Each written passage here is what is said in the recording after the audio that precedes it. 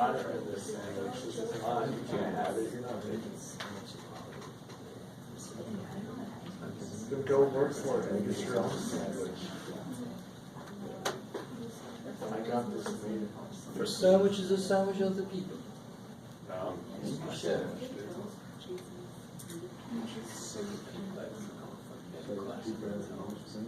Bringing sandwiches to school.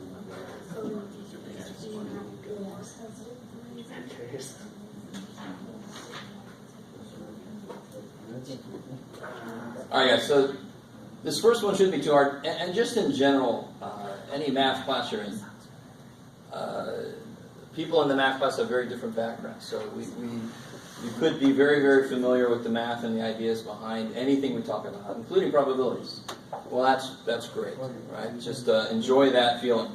I got to make sure that everybody's with me on the same page. So some of us might not have the easiest time in the world with these. So what about this first one? The probability that that person is a Democrat. So the first thing I got to do is what? Add them up. I got to know how many total possibilities there are if I pick somebody. So how many did you get when you added them up? 50. Yeah, 50. Yeah, nice. 21. Yeah, cool. So the probability that the person is a Democrat. 44%. Yeah, how'd you build that? 22. 22 Democrats out of 50 total people gives me 44% chance. I love it. Kick ass. Yeah. Probability that they're libertarian. So now I wanted to introduce this notation. Math people, we do like to be very economical with our writing time. So P of L means the probability that they're a libertarian. So how many libertarians were there? 7 out of? So 14%. Out of 50 kicks ass, because you just got to double the number on top and make it out of 100. Kick ass. Republicans? 14 out of 50. So 20% chance. What about this one? Probability of ORG. O-R-G. 7 out of 50. 7. Add them up. Yeah, add them up. So how many match what I'm looking for? I'm looking for the O's or the G's. So now I got 7 total. OGs, there it is. But what are you guys saying? 14%. So that first one should have been relatively easy. So I'm going to give you a problem like that on the quiz or test. Kick ass. The next one, there's at least one problem here now. And remember, if this is easy so far, enjoy that. We're only in the very beginning of chapter 12, so it's going to get a little more interesting. So the first thing I got to do, let me real quick catch up to you guys. You add all these up. I pretty much always give you room, so I kind of give it away what you got to do. 49, yeah. The reason these don't add up, I love that one person asked me, there's 50 there and 49 there, because one person just didn't answer that question. They didn't want me to know. I told them, you don't have to answer it if you don't want to, and it's very sensitive information for them, so I didn't try. This is anonymous, by the way. I have them fill out a survey like you did, and then I have a second one they fill out that's an anonymous survey. I don't want to get too personal. I know exactly who's talking. So the political affiliation should have no reference to the student and so forth. So I didn't feel bad about asking these questions.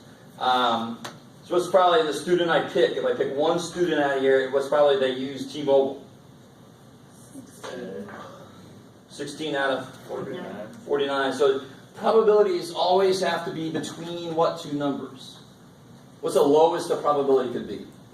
0, because that means it ain't gonna happen, right? So it's probably pick somebody out here that uses other could be anything. So uses a rock for their phone, 0. At least out of that class. And what is this approximately? 33? Yeah. I like it.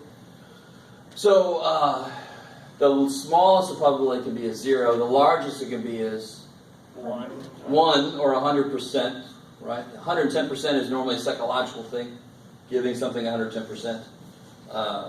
This is purely math. It's probably the person is female.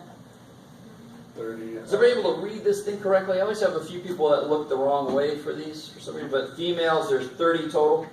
So 30 out of 49, which is roughly, who do what? 61. 61? Uses AT&T. 13 out of 49. I'm glad I left that group. 27%. 27%? Who do you have now? I have Verizon. Oh, well. Oh, you don't have cricket? No. No. Virgin Mobile? No thanks. Virgin Mobile, yeah. What about part D? This is sort of like that last one on the first question. Is female or has Verizon? The only difference now is, so how many females are there? 30. 30. How many people have Verizon? 9. So what would be wrong if I said this should be 39 out of 49? So Nah, that dude. was already a male included in there. Yeah, dude. No, it's fine. No. It is female or has Verizon. So any men that have Verizon, I'm going to include them. But you don't include. So I'm sort of like a bouncer at a door. So I always call the and the or two different types of bouncers. So the or bouncer is the nice bouncer. Stay with me. The or bouncer is the nice bouncer. It says you could have Verizon, or you could be a dude, or what was in this case, female. I'll let you in. All right. So if you're a female, you're in. If you have Verizon, regardless of your gender, you're in. But there's still a problem if I say 39. Because It you're has to be re-including nine. the 8 females. Yeah, there are 8 women that I already counted that I'm going to count again. I can't count anybody twice, right? Officially. So it would be 31. 9. So how many did I count twice? 8. 8. There were 8 women who also have Verizon, right? So if I count these 30 people and I add these 9 people, I have to subtract those 8 people. Now, does that make sense? I don't want to count anybody twice. If I've counted all the women, that means I've counted those 8 women that have Verizon. So a slightly smarter way to do this in this case Add 1. is to add 1. Just say, how many Verizon users have I not counted yet? Just that one person, that one dude, right? And that's what I get here anyway. 30 plus 9 minus 8 is 31, Yeah. which is about Uh, 62%, 3, 62, 63%. One of those two. 63. 63. There you go. Cool. So or seems to mean, we've seen 2 of these now. What did we do each time we saw an or? What did we basically do? Added. Add it. I like it. Why do I say basically? Because in a problem like this, I've got to subtract. I've got to adjust my addition. I've got to be careful how I add. Cool. I like it. That's why when you eventually said multiply out of all the options, I said almost, not quite, because I might have to adjust it. So or basically means add. Or is the nice bouncer. He's going to let more people in. So back in the day, have any of you guys ever looked at scholarships? Yeah. Of course you have. You're students, so that's a silly question. Back in the day, before the internet was as rampant as it is, believe it or not, there was a day like that. I went to, well, the reason I'm doing this is there's this giant book of scholarships in the financial aid office. So you'd go in and you sit down and you look through it and you'd read, must be a math major. Check. Must make less than this. Check. Less than whatever you want to put. Must do that. Must have done that. Must have taken this course. And then the very last thing is must be female. Okay, put that first. So that would be an and. You must be this and this and this. That would be the mean bouncer. And always makes the number smaller because there's more things you have to meet.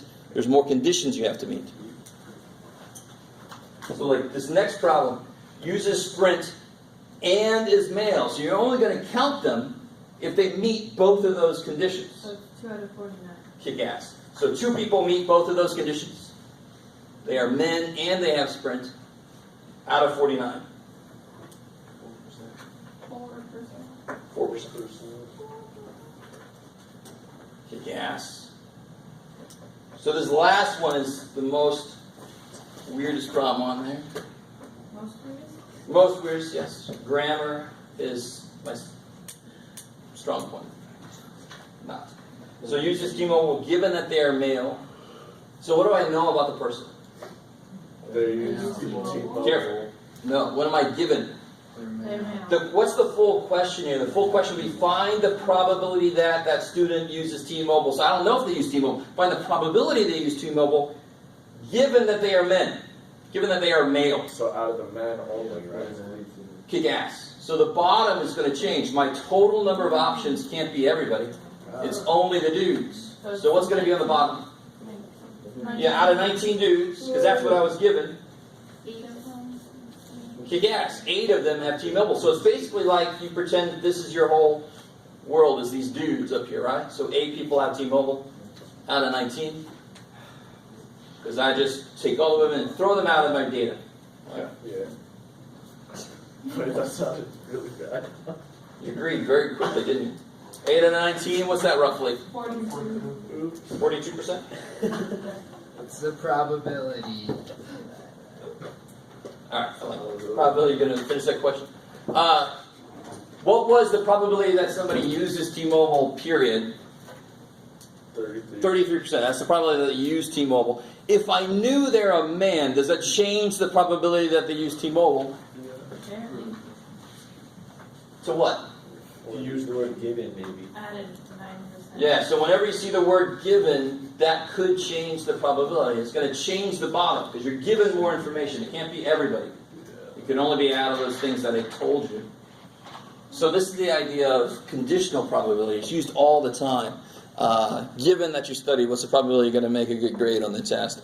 Given that I left early this morning, what's the probability I'm going to hit traffic on the way into school? Your brain, this is the kind of probability we're always kind of calculating, not perfectly, but we're given that I turn this way, what's the probability I'm not going to get as much traffic? We do this all the time. We just don't think of it in that way. And conditional probabilities are the ones that are used all the time to try to prove things. So given that you took this drug instead of that drug, what's the probability you're going to get better faster? That sounds like a clinical trial. You get the old drug, you get the new drug. Some other people don't get any drug. Oh shit. And then we see what happens, right? So given that you were given this drug, what's the probability that you get better? Then what about this drug? What about nothing? So conditional probabilities are used all over the place. But we don't, that would go into chaos theory if we don't know what the new one's going to do. Yeah, there are a lot of factors to control for, so you do try your best to control for the factors. So if any of you ever watched Mythbusters, they do a decent job of explaining the variables they have to control for. I mean, given that you leave early, you didn't miss traffic, how many other people are doing that same thing? Exactly. But probabilities tend to average that kind of thing out.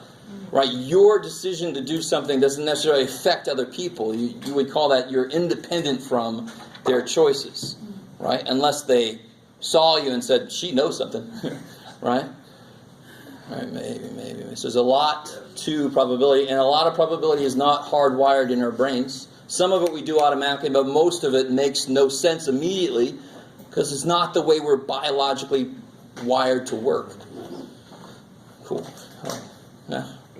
You guys look like you want to leave early, so I'll let that happen. All right.